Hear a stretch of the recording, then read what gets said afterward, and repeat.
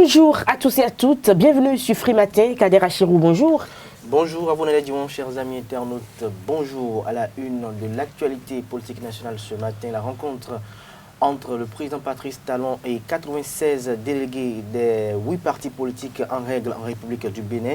Nous avons également la une des parutions de ce matin, le compte rendu des différentes activités effectuées ou des prouesses de la police républicaine. Nous avons également à la une des parutions de ce matin quelques comptes rendus des actualités politiques nationales. Carles Kitomé, vous nous présenterez le bulletin matinal d'information. Bonjour. Bonjour. L'annonce de la rencontre entre le président Talon et la classe politique nationale et la décision de la ZANU-PF au sujet de la maison de Robert Mugabe sont au menu de ce bulletin. Dans le débat, nous parlerons de l'Assemblée nationale. L'institution devrait-elle interpeller le gouvernement sur la fermeture des frontières? Plusieurs articles dans la presse nationale en parlent depuis quelques jours. Nous y reviendrons donc dans le débat. Les sports, l'horoscope du jour et quelques informations pêle-mêle pour meubler l'émission. Bonjour à tous, bienvenue. Voici la une des journaux. Papa. Oui, ma fille. Tu sais, je t'ai dit qu'après mon bac, je veux devenir journaliste reporter d'image, non? Papa, tu penses m'inscrire où? Esaü, papa. Waouh! Maman, maintenant que j'ai eu le bac, je veux faire les finances et trésors. Tu comptes m'inscrire où? Esaü, mon fils. Esaü? Oui, maman! Papa. Oui. Tu sais qu'après mon bac, je veux être diplomate, non? Et tu comptes m'inscrire dans quelle université? Mais Esaü, naturellement. Esaü? À ESAE, vous êtes bien formé dans les filières comme administration du travail et de la sécurité sociale, administration générale et territoriale, administration des impôts, gestion des marchés publics, planification et développement local, droit et sciences économiques et de gestion. ESAE, c'est aussi sa télé numérique ESAE TV et son journal L'Informateur. ESAE, c'est à Bedjromede, 3e rue après le carrefour 16 ampoules allant à Jericho. Numéro de téléphone 98 98 14 00 96 80 55 11 90 93 65 21. ESAE, l'excellence a un nom. Bonjour à nouveau, chers amis internautes. Nous démarrons ce matin par le quotidien béninois d'information générale et d'analyse d'informateurs qui titre en manchette ce matin: dialogue politique post-élection législative d'avril 2019. Talon donne la preuve de son pacifisme à tout égard. Tous les partis légaux à la table du dialogue républicain, annonce le confrère. Toujours à la une de l'informateur de ce matin, tour additionnel Coupe de la Confédération. ESAFC poursuit la conquête de l'Afrique. Nous restons à la une de l'informateur. À l'oreille droite de sa une de ce matin, intervenu sur la radio Cap FM, Thierry Gandaro expose une vision sociale inégalable. Matin libre en manchette ce matin, réforme politique et dialogue national. Donc, à Javon est fini comme ça, s'interroge le confrère ce matin. Des précisions à la page 2 de sa parution du jour. Toujours à la une de Matin libre de ce matin, actualité socio-politique nationale. Surprenant mutisme de Gaston Zossou fait observer Matin libre ce matin en deuxième titre à la une. Des précisions à la page 2 de sa parution du jour. La Dépêche en manchette ce matin consacre sa manchette du jour à l'expiration du délai accordé par la Cour africaine des droits de l'homme et des peuples et publie dans les colonnes de sa parution du jour les conséquences du droit pour le Bénin. Nous restons à la une du quotidien La Dépêche, crise politique, le dialogue national et ses incertitudes. Une analyse qui vous est proposée aux pages 9 et 12 de la parution du jour du Canard. Le matinal en manchette ce matin, séminaire gouvernemental. Talon donne un nouveau souffle au projet. Des précisions à la page 2 de la parution du jour du Canard et tournée de la haute autorité de l'audiovisuel et de la communication RAC dans les médias.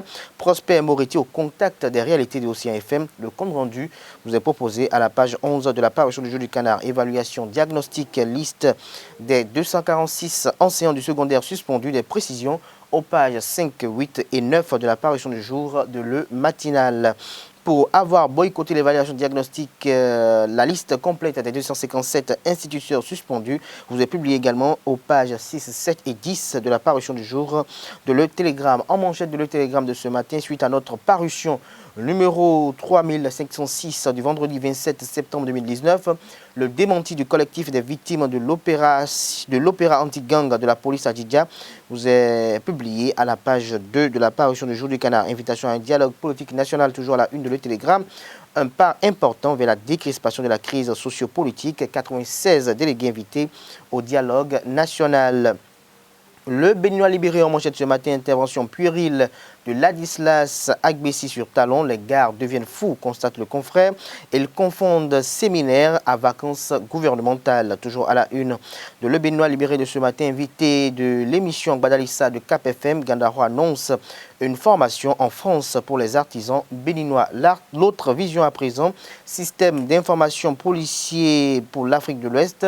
Le Bénin, acteur confirmé de l'intégration régionale vers le renforcement des efforts internes par la coopération internationale. Toujours à la une de l'autre vision de ce matin, lutte contre la précarité de la population béninoise, 50 milliards mobilisés pour les 20 000 logements sociaux modernes à Rouedo.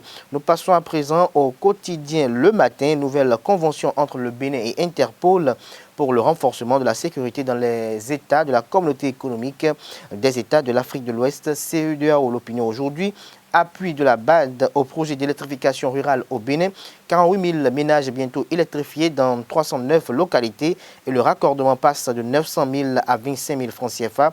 Des précisions à la page 7 de la parution du jour du Canard. Les 4 vérités. Projet de construction de 20 000 logements sociaux à Rouedo. Après les 40 milliards de la BID, la BOAD appuie le projet à hauteur de 10 milliards de francs CFA.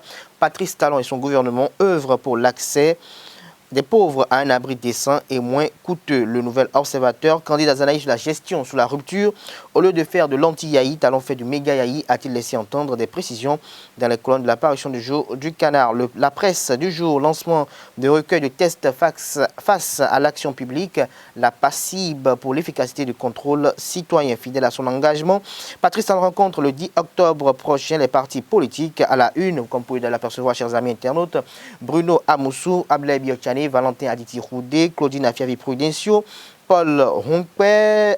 Nous avons également à la une des parutions du jour Soumanou Toleba, le président du PRD, Maître Adrien Humbedji. Nous passons à présent au quotidien Le Matin pour finir. Nous revenons à Le Matin. Visite du ministre des Infrastructures et des Transports sur le chantier Kalavik-Pota-Rouedo, Crévier Kokokodji, des mesures prises pour la relance du chantier. Des précisions à la page 3 de la parution du jour du Canard.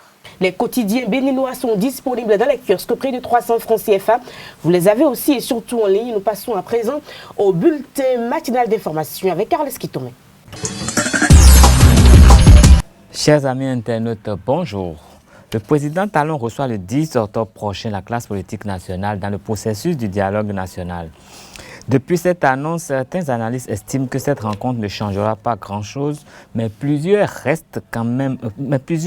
confirment que cela reste une étape charnière dans le débat politique, étant entendu qu'il survient au lendemain de la délivrance de récépissé à plusieurs partis politiques qui n'avaient pas pu compétir pour les législatives passées.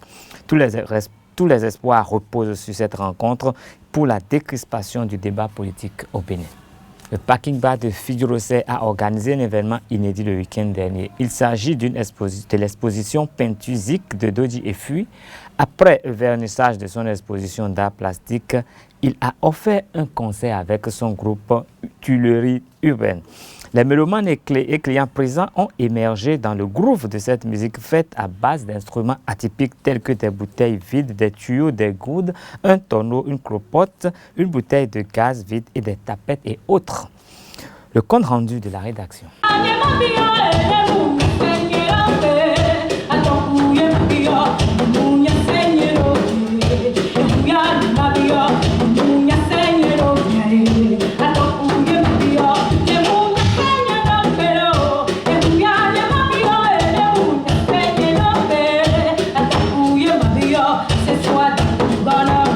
Ces tuyaux, cette bouteille de gaz, ces goudes et ces tapettes produisent des sons agréables à l'ouïe tels que des instruments de musique moderne. C'est l'univers musical du Togolais Dodi et Fui et de son groupe Tuileries Urbaines.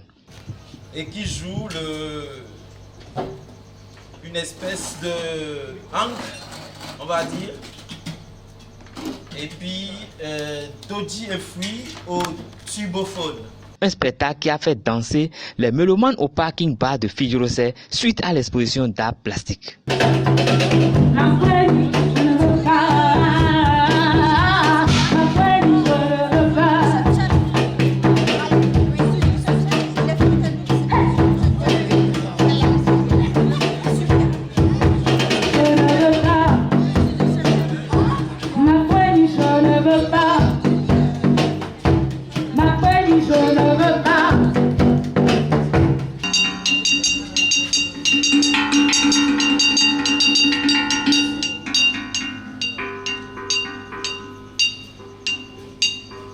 aussi original que puisse paraître l'œuvre de Dodji Effuy, il lui a fallu franchir des obstacles pour la faire accepter. Dodji Effuy a dû affronter des défis sociologiques et sociaux pour émerger. Dodji Effuy fait ici le récit de son parcours. Quand j'ai arrêté l'école, je voulais devenir artiste. Et ma maman m'a demandé de choisir un métier. Moi, je lui disais que je veux être artiste en fait. Et elle allait poser la question aux gens, être artiste, c'est quoi et tout. Et les gens lui ont dit, ben, être artiste, c'est quelqu'un qui dessine, qui fait les pancartes des salons de coiffure, ainsi de suite. C'est ça, être artiste et tout. Donc, bon, après, on m'a fait faire une formation en art publicitaire et tout. Mais de toute façon, moi, au fond de moi, pour moi, c'est pas ça l'art. Parce que l'art, c'est quelque chose qui vient de toi. C'est l'expression de ton âme, de tes ressentis, ainsi de suite. Donc, et j'ai exercé ce métier et pas trop longtemps et j'ai décidé de créer par moi-même, de m'exprimer par moi-même. Donc alors là, j'ai commencé par dire les choses à travers la peinture. J'ai expérimenté beaucoup de supports. J'ai travaillé sur la toile comme support. J'ai également utilisé, par exemple, la visseline, une matière que les couturiers, les couturières utilisent pour doubler les habits et tout ça. En fait, je pense que j'étais en quête de quelque chose. Donc, pour y arriver, il faut vivre l'aventure, il faut accepter, courir des risques, ainsi de suite. Donc, au fur et à mesure, bon, voilà, je pense que quand on a envie de faire des choses, on finit par trouver des idées, on finit par trouver des réponses à nos questionnements. Et donc, dans le temps, il y a eu plein de choses. Aujourd'hui, je travaille sur du bois parce que la tôle, la matière, m'intéresse et techniquement j'ai envie que la tôle et la peinture aient un langage commun. Là c'est la vie de tous les jours, c'est les ressentis. Et je suis quelqu'un de sensible, j'observe beaucoup et mon environnement proche me parle. Et quand je reçois des coups où je passe des bons moments, j'ai envie de retranscrire toutes ces choses-là que j'emmagasine en moi. Pour moi, au bout d'un moment, c'est comme un besoin en fait. Parce qu'il faut s'exprimer, il faut l'évacuer, il faut le dire. Quand on fait le choix d'être artiste, c'est parce qu'on a fait aussi le choix d'avoir un langage. Et ce langage vient des choses qu'on vit, des choses qu'on emmagasine et des choses qu'on a envie juste de dire. Et disons que quand on est artiste, on travaille comme tout le monde tous les jours.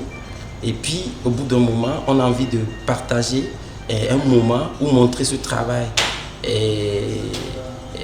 aux gens, à un public.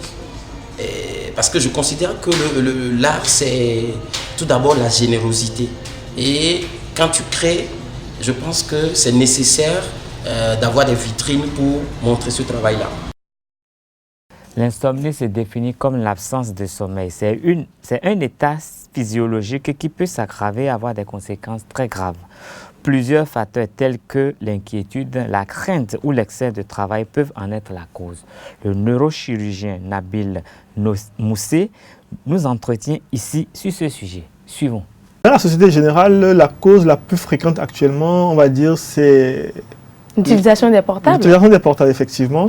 Puisque l'écran du téléphone, on est un peu, le cycle de sommeil est régulé chez chaque personne. Une fois que le cerveau capte qu'il y a de la lumière autour de lui, il n'envoie pas forcément l'information qu'il faut démarrer la procédure pour dormir.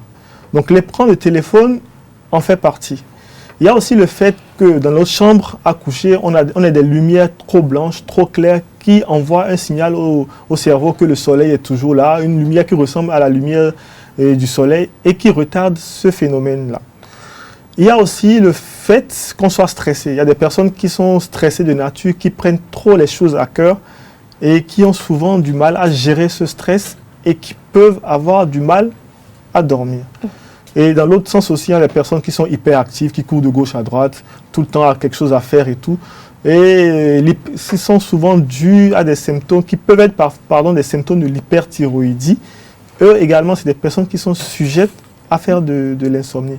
Sinon, on a les tabagiques, ceux qui abusent de l'alcool et ceux qui abusent des substances comme du café ou des drogues et psychosomatiques qui peuvent et qui sont des causes de l'insomnie souvent chez ces genres de personnes. Je dirais plus que c'est une maladie difficile à traiter, pas incurable. Lorsqu'on prend les mesures adéquates et qu'on les prend tôt, c'est surtout le facteur tôt. Il ne faut pas attendre que les conséquences soient très graves avant de les traiter, parce que plus les conséquences s'installent, plus difficile il est de les traiter. Déjà, éteindre nos portables le soir, c'est difficile à faire. Les marques de téléphone ont installé actuellement une nouvelle fonctionnalité qu'ils appellent lumière bleue sur les téléphones, qui permettent de ne pas retarder le sommeil. Mais bon, est-ce que ça marche? Point d'interrogation. L'idéal, c'est d'éteindre nos téléphones. On peut bien s'en passer parce qu'il y a de cela 10 ou 20 ans, ça n'existait pas. Pourtant, nos parents vivaient mieux. Dans certaines formes d'insomnie, surtout chez des patients qui sont très stressés de nature, on rentre dans un cercle vicieux parce qu'on suppose qu'à 22h, à 23h, à minuit, voire 1h du matin, le patient ou l'individu n'a pas encore envie de dormir. Il regarde sa montre, il dit, 1h du matin encore, je vais passer une nuit à ne pas dormir. Du coup, il se met une certaine sorte de pression et on rentre dans un cercle, après une longue journée de travail. Il se met une certaine pression et on rentre dans un cercle vicieux et on sait que le stress ne favorise pas le sommeil. Donc, évitez, si possible, d'avoir des montres dans vos chambres à coucher. Au Zimbabwe, le parti au pouvoir, la ZANU-PF, a décidé de transférer à la famille de Mugabe la propriété de la maison dans laquelle vivait l'ancien président Robert Mugabe dans la capitale Harare. C'est une déclaration faite par un haut responsable du parti selon le Herald, le quotidien national. La clarification du secrétaire d'administration de la ZANU-PF, Aubert Mpoku, fait suite à la spéculation selon laquelle le parti aurait l'intention de transformer la maison de Mugabe en un musée et d'en tirer des revenus selon le journal. Le parti transférerait également la propriété d'une résidence secondaire occupée par Bona Mugabe Chikore, la fille de Robert Mugabe et sa veuve grâce à la famille, tel indique le Herald. Ce sera tout pour ce bulletin. Merci de votre fidélité. Nous sommes mercredi, la grande édition du journal est prévue pour 19h. Ce sera avec Carles Kitome, nous passons au débat. Et comme je l'ai annoncé, nous parlons donc des fermetures avec les frontières du Nigeria. Est-ce que l'Assemblée nationale devrait interpeller le gouvernement sur le sujet, Carles Kitome? Je répondrai d'entrée oui.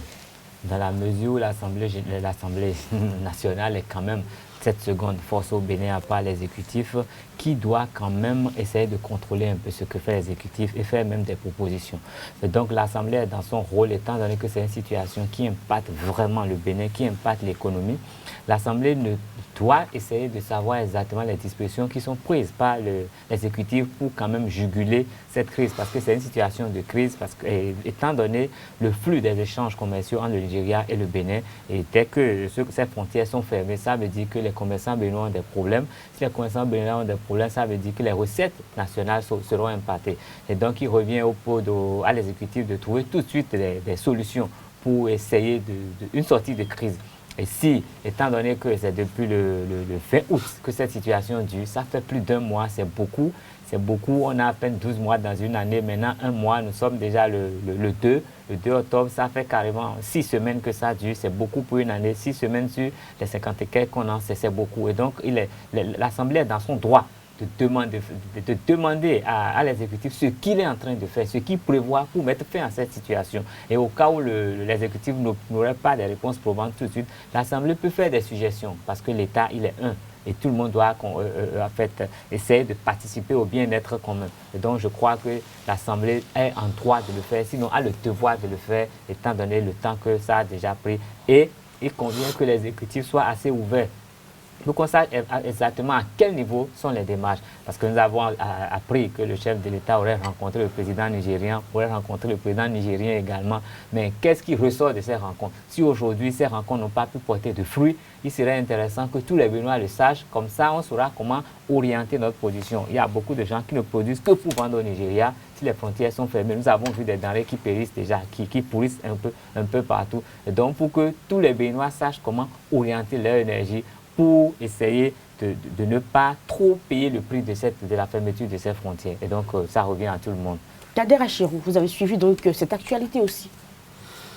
Oui, Je crois que, comme l'a évoqué tout à l'heure mon vis-à-vis, il est d'une nécessité pour l'institution parlementaire de pouvoir interpeller le gouvernement en vue de savoir un peu qu'est-ce qui se passe véritablement dans la démarche entreprise par ce dernier pour un aboutissement heureux qui n'est que la réouverture des frontières entre le Bénin et le Nigeria.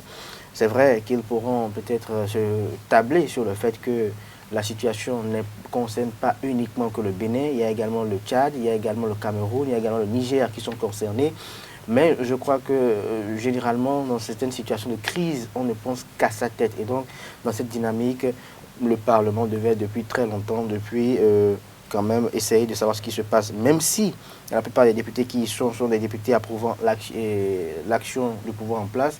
L'idéal serait que pour le bon fonctionnement de la démocratie béninoise et pour le bon fonctionnement des institutions de la République avec les questions de séparation du pouvoir, il était normal et il est bien séant d'ailleurs que les députés puissent interpeller le gouvernement pour qu'on puisse savoir véritablement ce qui se passe. Parce que depuis la rencontre entre le président Patrice Talon et son homologue de la République fédérale du Nigeria, il y a un silence qui n'est pas du tout agréable depuis cette rencontre parce qu'on y se rencontrés. Mais qu'est-ce qui a été dit?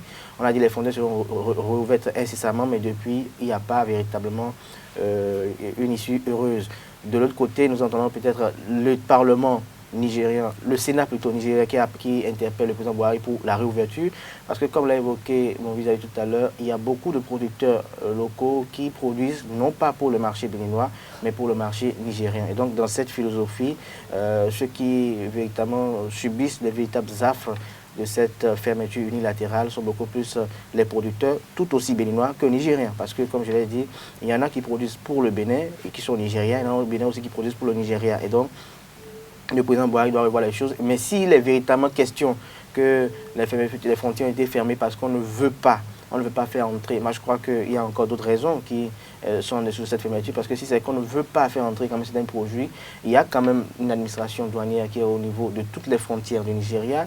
Il y a aussi au niveau des frontières tous les services compétents en la matière pour pouvoir interdire d'entrer sur le territoire national pour certains produits qui sont défendus. Mais même est-ce qu'on dira aujourd'hui que parce que les frontières sont fermées, ces produits-là ne transitent pas également par les poches poreuses? Je crois qu'il y a une véritable interrogation. Je crois qu'il y a peut-être des mesures de sécurité, peut-être qu'il y a d'autres choses que peut-être le Nigeria ne voudrait pas ébruiter. Sinon, pourquoi fermer ces frontières à tout le monde? Parce qu'on dit qu'il y a des produits vivriers. Il y a des raisons qui sont également avancées par l'État nigérien, on y reviendra certainement. Tout à fait, il y a des raisons qui sont avancées par l'État nigérien, mais ce n'est pas bon. Ce qui a été fait par le président Buhari est contraire mais l'État au ne s'est test. pas encore prononcé clairement sur les raisons. C'est également ça. Mais l'État nigérien s'est bien prononcé et a donné les raisons pour lesquelles... Non, je crois que le ministre des Affaires étrangères, au lendemain de ça, la rencontre entre le président Patrice Talon et son homologue Mohamed Buhari, le président Patrice Talon avait déjà répondu une petite fois lors d'une courte interview. Et le ministre des Affaires étrangères également a fait un point de presse à ce fait. Quelles sont les raisons que vous avez suivies que les raisons qu'ils ont dites, c'est que le Bénin, il est interdit, le Bénin fait transiter par ses frontières et par son territoire des produits comme le riz. Le Bénin le reconnaît? Le Bénin, après cela, il y a eu une note de la Direction générale des douanes qui a émise injonction aux différents services des douanes pour que ces produits-là soient interdits également à divers niveaux. Normalement, selon la logique, après la sortie de cette correspondance, les frontières du côté de Bénin devaient être ouvertes. Mais depuis ce moment-là, ce n'est pas ouvert. C'est là où je dis que, selon mes informations... les raisons évoquées par l'État nigérien? Les raisons, premièrement, on avait parlé de raisons... sur une radio internationale. Il y a eu des problèmes de sécurité qui ont été évoqués. Premièrement, il y a eu des problèmes de sécurité. Après, on nous a dit que c'est parce que... C'est au cours du même interview ou bien c'est après? Non. Après. Dès que les frontières étaient fermées, on avait parlé de manœuvres militaires. Alors, des semaines après, on nous a dit non, qu'on voulait faire transiter au sein... le Bénin et d'autres pays faisaient transiter dans leur pays des produits qui portaient un coût à l'économie du pays. Et donc, les raisons sont diverses de part et d'autre. Mais est-ce que c'est des personnes assez crédibles qui se prononcent du côté du Nigeria ou c'est le peuple? C'est des personnes plus ou moins crédibles. Je dis plus ou moins crédibles parce qu'on fait porter ces déclarations à des gens qui ont un nom. Mais nous, d'ici, nous n'avons pas la possibilité de vérifier si ces personnes ont vraiment eu à dire cela. Mais il faut remarquer que cette attitude du Nigeria, je me permets d'utiliser le mot attitude parce que je n'ai pas trouvé un meilleur mot. En fait, cette décision du Nigeria met vraiment à mal la CEDEAO. Dans la mesure où dans la CEDEAO, il y a quand même des facilités douanières qui sont accordées à tous les pays. On a parlé de la facilité des biens et des personnes. On doit passer d'une frontière à une autre sans aucun problème. Mais si le Nigeria décide unilatéralement de fermer ses frontières, ça veut dire qu'il y a d'autres problèmes qui forcément ont rapport avec la CEDEAO. Et moi, tout de suite, je pense à tout ce qui se passe avec la monnaie unique qu'on veut mettre en place. Parce qu'il ne faut pas oublier que c'est au lendemain de cette rencontre où il a été vraiment, de la CEDEAO, il a été vraiment question de l'écho que cette décision est arrivée. Donc ça pose un problème et je pense qu'il faut vraiment fouiller là-bas parce qu'avec l'arrivée du Maroc dans la CEDEAO, le Nigeria se trouve vraiment affaibli. Et si nous devons avancer tel qu'on le prévoit comme ça avec l'arrivée du Maroc, le Nigeria va perdre son hégémonie dans la CEDEAO. Et donc je pense qu'il y a beaucoup de questions beaucoup de paramètres, mais le Nigeria a bien le droit de se protéger, de protéger donc ses habitants, comme le Bénin a le droit de protéger ses droits. Selon les tests communautaires, tout État a le droit et le devoir de faire entrer sur son territoire tout ce qu'il veut et tout ce qui est profitable, tout ce qu'il veut, tout ce qui est profitable pour son économie, mais dans le même temps, tout citoyen a, je dirais, joui de cette liberté de pouvoir acquérir les produits selon sa volonté, sa bourse. C'est-à-dire quoi? Si le Bénin produit du riz, si le Nigeria produit du riz et que moi, ma bourse me permet d'acheter le riz chinois, permettez-moi d'acheter le riz chinois. Avec la problème de santé que ça pourrait poser, donc les hommes pourraient être affaiblis plus tard. Si on dit par exemple qu'il y a une qualité de, je sais pas, je dis n'importe quoi, de papier qui n'est pas bien pour nous, parce que dans 10 ans, ça aura un impact sur les enfants, donc ils seront jeunes, il faut bien qu'on interdise ça. Si c'est approuvé, l'État a le droit, sinon le devoir l'État fera son devoir. C'est les tests communautaires de la CEDEAO qui disent l'État fait son devoir en laissant entrer par exemple au Bénin les qualités de riz que lui désire. Oui. L'État, c'est le Bénin, ça. Maintenant, l'individu X, en tant que personne, peut décider, lui, d'aller chercher ce riz-là, même s'il n'est pas sur le territoire national. Il peut décider d'aller le chercher pour le consommer. Pour sa consommation à lui. Il peut décider d'aller le chercher. On ne pense pas à la santé des l'État, c'est interdit dans un pays à la frontière, on peut l'arrêter. L'État a déjà dit, il est interdit sur le territoire national. L'État a déjà dit, on ne doit pas le faire. On ne doit pas importer. On ne doit pas importer, on ne doit pas exporter. Maintenant, si lui, il estime que c'est ce riz-là qui lui est profitable, alors il peut le faire. Ce qu'il faut beaucoup plus déplorer, c'est qu'on ne peut pas, à cause de quelques produits, fermer unilatéralement les frontières comme ça, sans quand même avertir les uns les autres. Je crois que pour ma part, c'est pas du tout agréable, c'est pas du tout cordial. C'est pour cette raison que tout le soupçonne qu'il y a d'autres questions stratégiques, sinon géostratégiques même, qui font que le Nigeria puisse être décidé. Et je pense que maintenant, il faut que le Bénin aussi prenne ses responsabilités. Forcément. Retourner avec nos richesses, prouver de quoi on est capable. Quand vous avez votre épouse qui est partie, votre vie ne s'arrête pas. Vous êtes obligé de le faire. Je crois que l'idéal aujourd'hui, c'est que qu'on soit acteur politique de la mouvance ou de l'opposition, c'est qu'on puisse penser véritablement à une politique d'agriculture vraiment profonde. Et que l'agriculture, une politique de production. De production agricole plutôt, aujourd'hui au Bénin, parce que vous allez voir certains qui sont qui sont dans les émotions pour dire Boire aurait peut-être fermé la frontière pour punir Patrice Talon pour les élections, alors que je tiens à le préciser aux amis, aux amis internautes, il n'y a pas que le Bénin qui est dans la frontière est fermée, et ça ne sert à rien de dire que le ministre des Affaires étrangères est un peu incompétent parce qu'il n'y a pas que le Bénin qui est fermé. Ça veut dire que le Niger aussi, son ministre des Affaires étrangères est compétent, le Tchad, son ministre des Affaires étrangères est compétent, le Cameroun, son ministre des Affaires étrangères est compétent. Je crois que le véritable problème, c'est le Nigeria. Et moi, je pense que le Nigeria avait besoin de se refermer pour pouvoir créer sa porte de sortie. Le Nigeria doit avoir des difficultés. Il revient maintenant à l'État, comme certaines républiques l'ont fait, de pouvoir trouver le mécanisme à travers lequel ils pourraient alléger les souffrances des producteurs qui sont en souffrance. C'est-à-dire peut-être trouver un mécanisme à travers lequel nous avons des cantines scolaires qui sont promues par le pouvoir en place, qu'on puisse acheter ce qui est périssable. Pour le Nigeria, qui puisse refaire rapidement. Parce que n'oublions pas aussi, autant on dit qu'on déverse sur le marché des produits qui sont de qualité douteuse, mais autant aussi, moi je vois marcher dans ton pas des produits dont j'ai même peur de pouvoir consommer. L'État a le droit de le protéger et à interdire ça. L'État béninois interdit cela toujours, puisque l'État béninois lui-même à des sociétés de production de ces mêmes produits également. Et vous savez, la concurrence qui est évidemment la plus forte au niveau de ces produits que je ne veux pas qualifier aujourd'hui.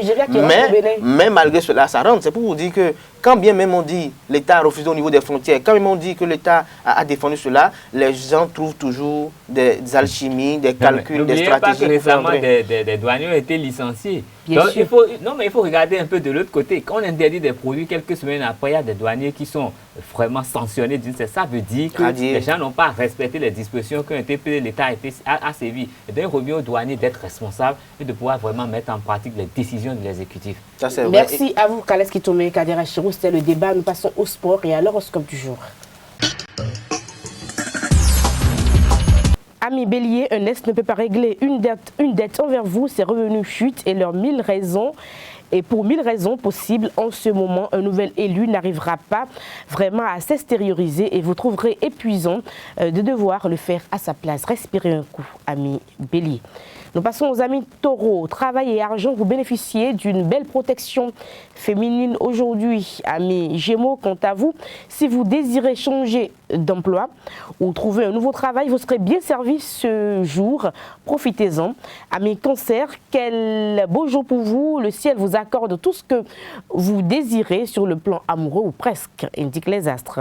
Lion, vous êtes roi de la forêt. Vous vous sentirez d'attaque pour affronter mer et monde, pour foncer directement sur l'objectif ou pour construire, bâtir et ériger un nouvel édifice professionnel. Amis Vierge, vous aimerez débattre de tout et de rien aujourd'hui. Votre intellect sera si affûté et force d'action tellement énergique que vous aurez du mal à contenir vos impatiences. Nous passons aux amis Balance. Vous devrez reprendre aujourd'hui, malheureusement, un travail que vous avez bâclé. Faites-le bien aujourd'hui. Scorpion, amis Scorpion, aujourd'hui c'est un jour idéal pour prendre rendez-vous chez l'esthéticienne, chez la coiffeuse, chez le coiffeur ou le diététicien. Prenez soin de vous, amis Scorpion. Amis Sagittaire, les planètes Saturne et Pluton ouvriront la porte à plein de belles surprises pour vous. Aujourd'hui, bonne nouvelle, indiquent les astres. À présent, nous passons aux amis Capricorne. Capricorne, il faut savourer le plaisir de prendre des risques calculés, mais novateurs pour le compte de cette journée. Verseau, nous sommes avec les amis Verseau, vous assumerez un rôle important au sein de votre équipe de travail aujourd'hui. Il faut bien faire les choses. Et puis Poisson, amis Poissons, certains événements amoureux au sein de la famille surviendront et engendreront une sorte d'instabilité émotionnelle. Attention, vous n'avez jamais rien vu ou vécu de pareil. En fait, vous serez surtout forcé de briser de vieilles manières de penser ou de voir les choses. Merci à tous et à toutes pour l'attention. On passe au sport. Dans l'export, nous parlons des écureuils locaux qualifiés pour les quarts de finale et l'expédition des AFC du côté du Burkina Faso. Nous commençons par les écureuils. Bonjour. Oui, bonjour Nadège. Il faut simplement dire que l'équipe nationale locale actuellement au Sénégal qui participe à l'édition 2019 de la Coupe de l'Union des fédérations ouest-africaines de football s'est qualifiée hier au quart des finales en éliminant bien sûr la Guinée-Conakry 2-1, score final du match. L'ultime ou le but de la qualification a été inscrit par Jérôme Bonou Agossa à la 93e minute de jeu. Il faut simplement dire qu'en quart de finale, les écureuils locaux vont retrouver les Lions de la Teranga locaux et les Lions de la Teranga tombeurs des écureuils seniors en quart de finale de la dernière Coupe d'Afrique des Nations.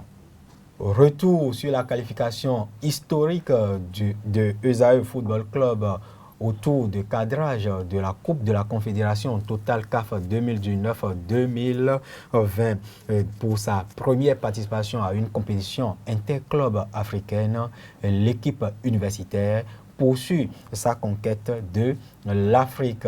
Il faut dire que les hommes de Richard Biot ont contenu toute la rencontre, les assauts répétés des Colombes de Salitas FC de Burkina Faso le samedi dernier au stade du 4 août de Ouagadougou.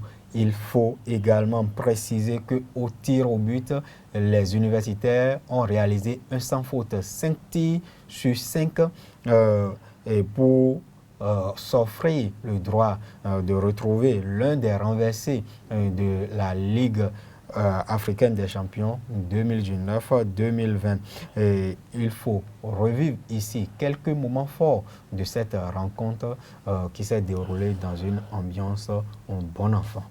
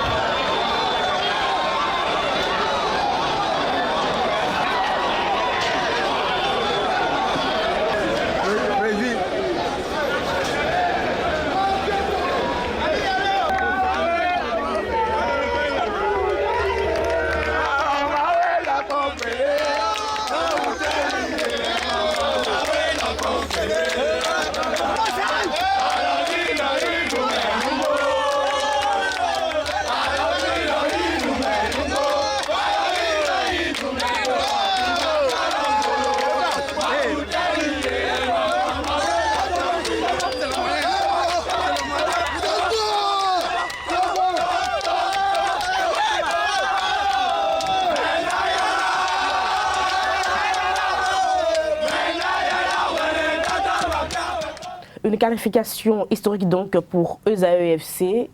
La Rosa Diabono? Effectivement, c'est plus qu'une qualification historique d'un club béninois au tour additionnel ou au tour de cadrage de la Coupe de la Confédération. Et autour de cette je vais dire, victoire de cette prouesse de ESAE Football Club, il y a un fait historique, nous rapporte Fernando Jesus, journaliste sportif à la radio nationale et secrétaire général du Comité national olympique et sportif béninois.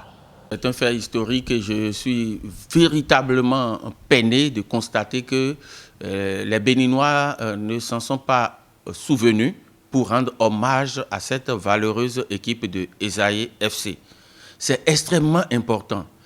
Important en ce sens que lorsque vous prenez ce qui s'est passé en 1975, quand les Silus de Bobo Dioulasso ont humilié le représentant béninois en Coupe d'Afrique des clubs champions,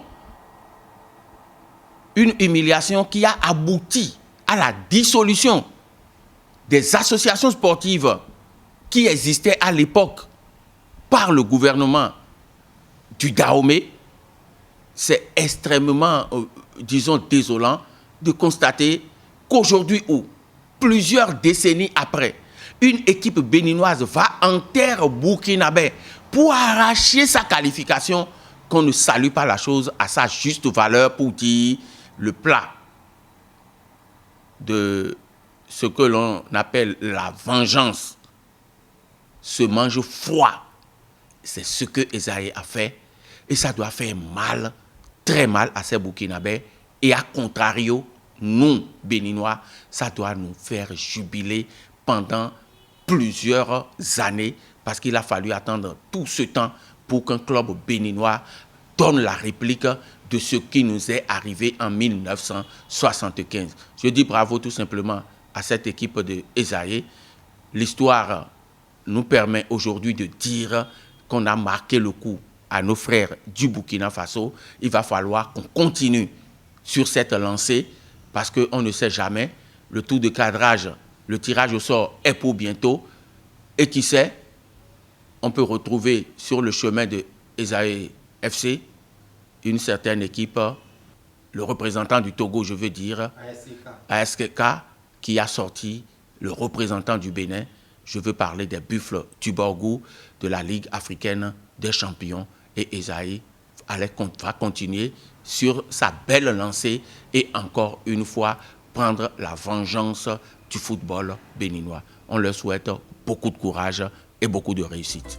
La Rosa Diabono, merci pour toutes ces informations sportives. Merci à tous et à toutes pour l'attention. Portez-vous bien. À demain pour un autre numéro. Au revoir.